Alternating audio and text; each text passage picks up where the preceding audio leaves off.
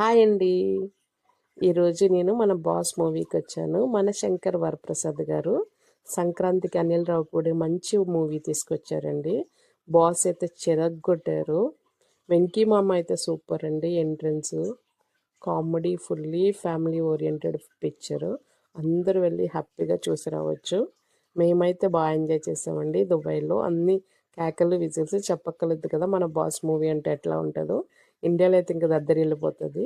Box office full అవుతుందండి. అంత బాగుంది, చాలా బాగా ఎంజాయ్ చేసాము. థ్యాంక్ యూ అండి, థ్యాంక్ యూ సో మచ్.